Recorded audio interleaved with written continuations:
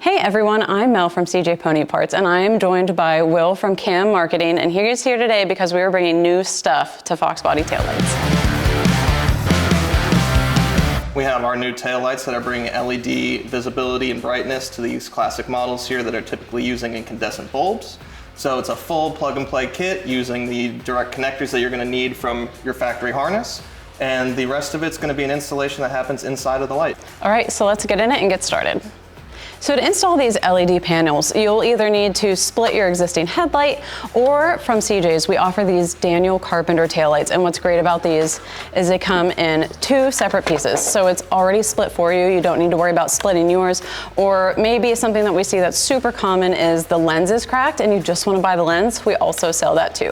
So we'll be using this kit from CJ's and Daniel Carpenter to make this assembly work for us. So let's get started.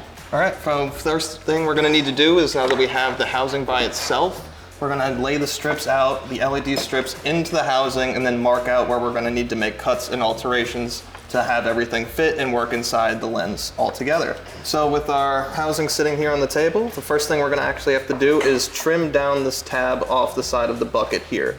Since our LEDs are gonna wrap around the side of the light, we're gonna need to remove this part here just to give us the room to bend around and follow this kind of curve that's already made by the housing. So you can scribe a line here, but the main point is we're going from this point to this point, the two intersections. For that, we're gonna use a Dremel with a cutoff wheel on it. We're gonna use some safety glasses to stay safe, keep everything out of our eyes, and we're gonna follow this line here right across.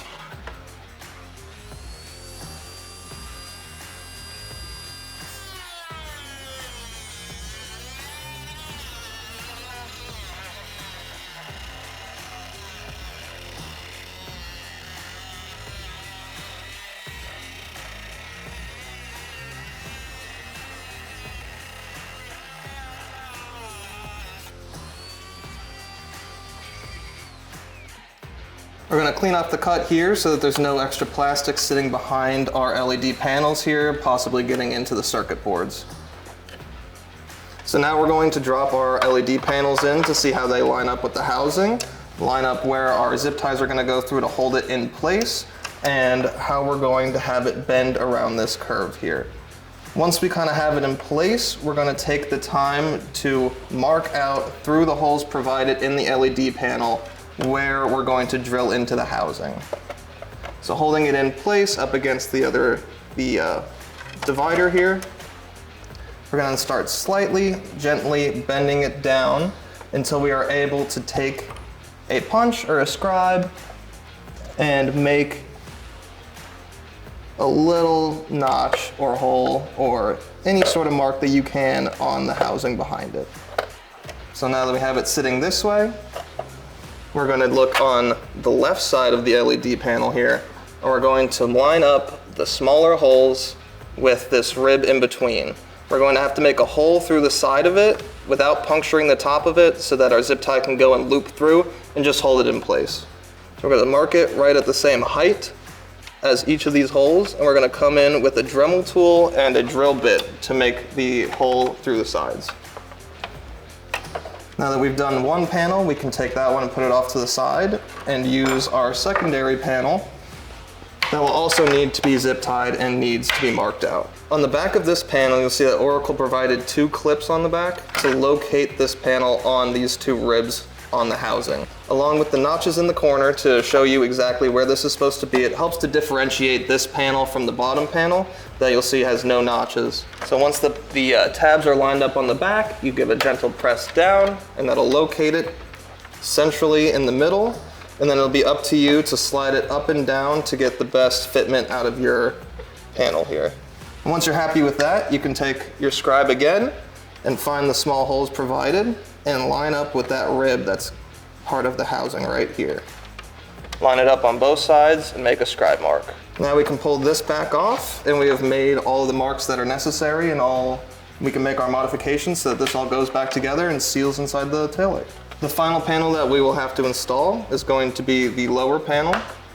This one uses 3M tape since it's only a reflector on the OEM housing. There's no lights that come through, so you have a nice flat surface to stick this panel to. In order for this to fit up and connect with the rest of the LED boards, we're going to have to make an incision here into this bucket so that the wires can come over, cross underneath, and come underneath the top panel here. Before going to cut out the clearance for this panel here, I'm going to lay the LEDs in and make a scribe mark to show me where the wires would like to come through the barrier. We can now take all our panels back out and get our Dremel ready to make these adjustments.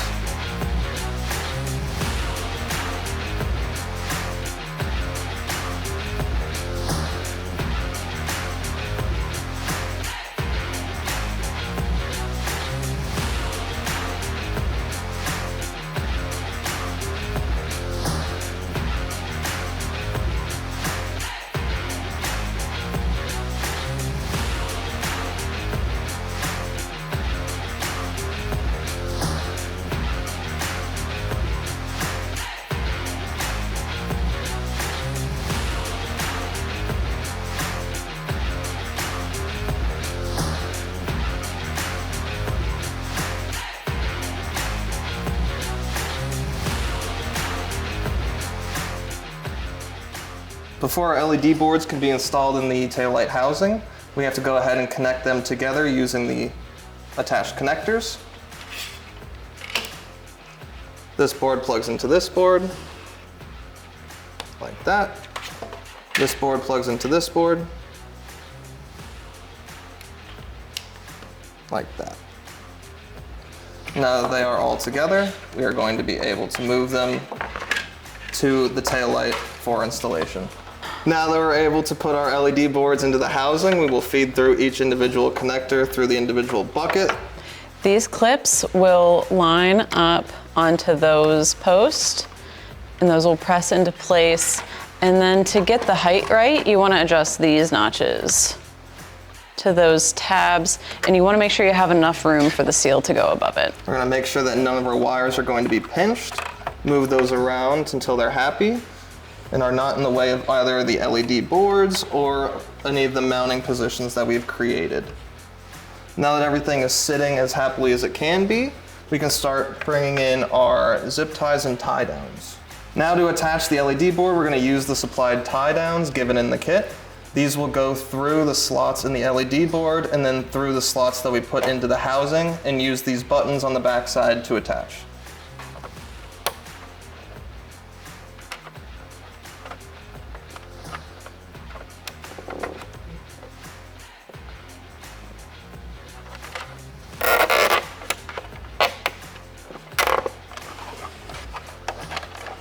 These tie downs don't need to be super tight, just tight enough to hold the LED board down into place.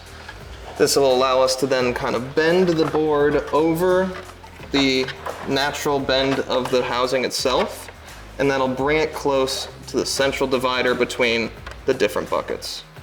This will allow us to use our supplied zip ties that are very small and thin to go through these smaller slots, and then through the holes that we drilled into this divider.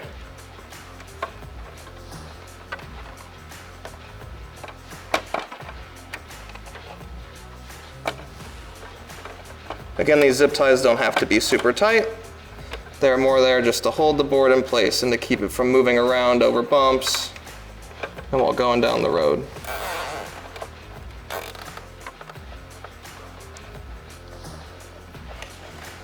Perfect. Now that these zip ties are tied down, we can go ahead and snip the ends off.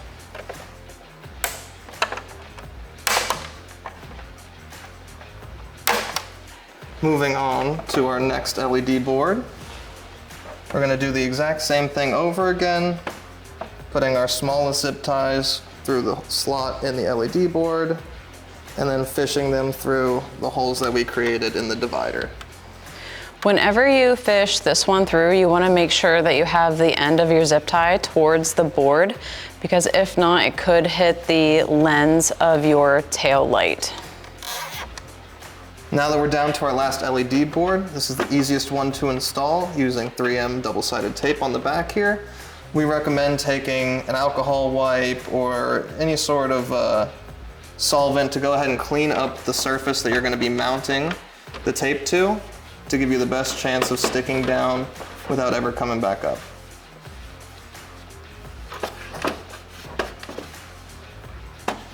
Let that dry for a second while we work on getting tape off the back of this. The plastic backing of this 3M tape can be quite difficult to remove. Recommend using a pick or something small to give you an edge to start to pull on.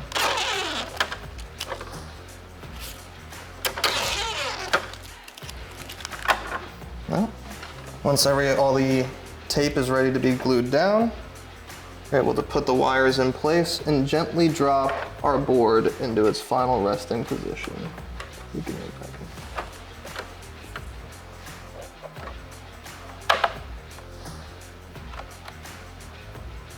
Giving it some firm presses, trying not to push down on any of the board itself, just the LEDs.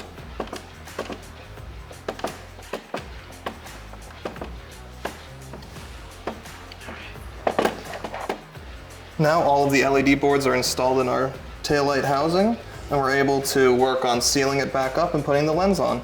Now we're gonna install the seal, and we're gonna start at the bottom of the light and work our way clean around. And we're just gonna be fitting the seal in, and then we'll be showing you where to place these clips. We're gonna take our seal here and start at the bottom. That way any gap in the seal is only at the bottom and not at the top where water could run over it. As we do this, we're just gonna gently press it into the valley that's created by two ridges inside of the housing. Follow all the way around, making sure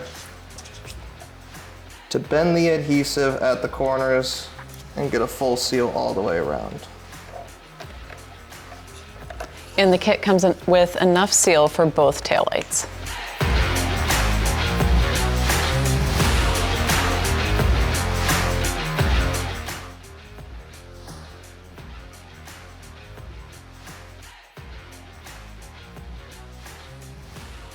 Now these small clips are included in the kit with our weather seal adhesive.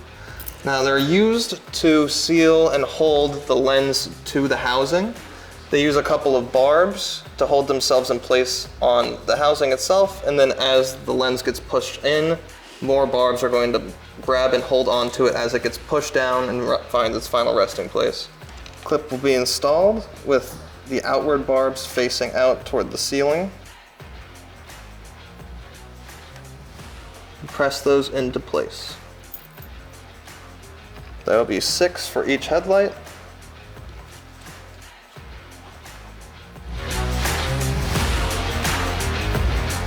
Now we're ready to bring the lens and the housing together. Paying extra attention not to clip any of the zip ties we installed.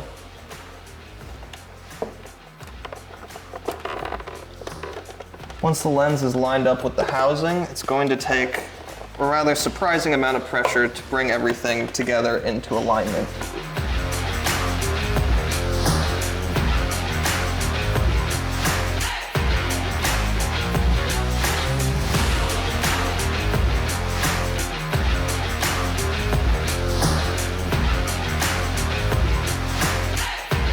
Before our taillight can be installed on our Fox body, we have to go ahead and install new weather seals on the back end of the buckets.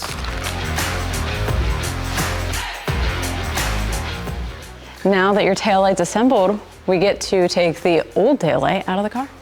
Now that our taillight is assembled and ready to go on the vehicle, we can start the disassembly of this rear panel here to gain access to the securing bolts for the taillight and the connectors for our bulbs. Starting on the left-hand side, there's one screw we're going to need to remove here. There's one screw that would be found up top, one on this panel directly here, and one that will be found far below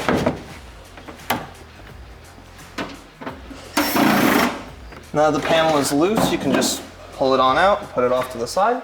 Now that we have access to all the connectors for our different bulbs, we can go ahead and just start removing them. Just a counterclockwise turn will get all of these bulbs to come out.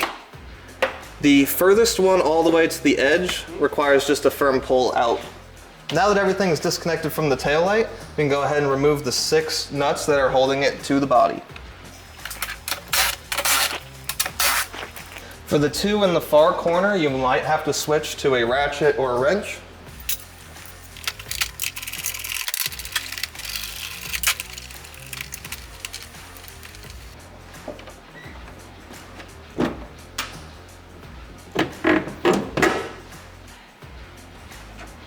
When you're ready to install, you're going to be sure to take each individual connector, make sure you have all of them, and feed them through their respective holes.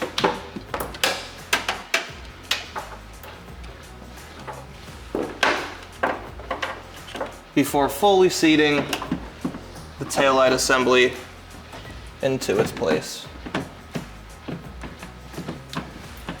Once you have all the studs into their holes, you can go ahead and start putting it back together. When tightening the taillight to the body, I like to try and start at one corner, go to the opposite side just to make sure that all the seals behind it are seating properly to the body.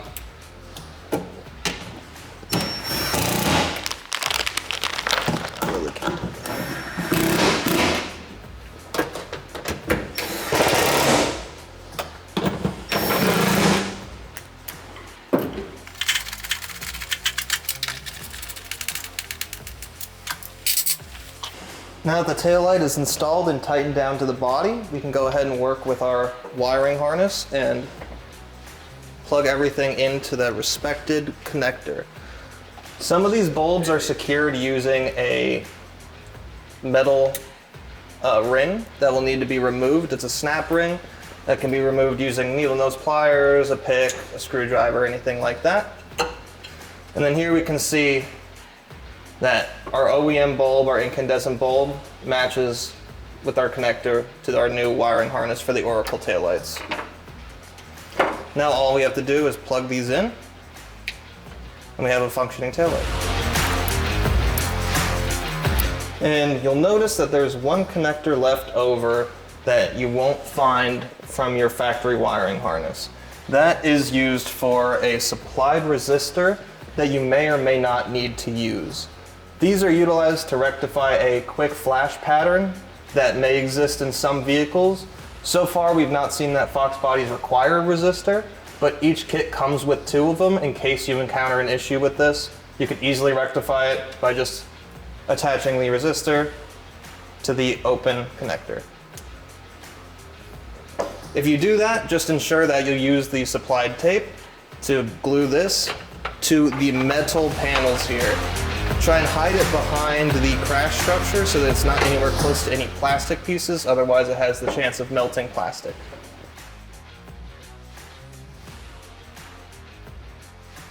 One last thing, our farthest to the left bulb is a marker light bulb that is no longer needed.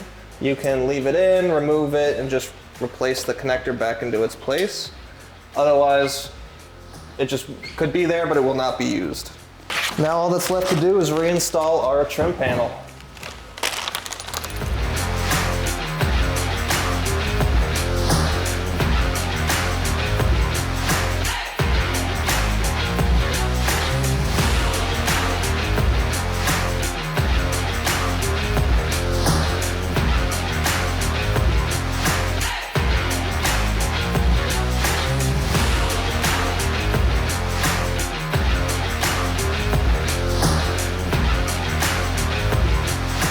And that wraps up this install. Will, thank you for joining me. Thanks for having me.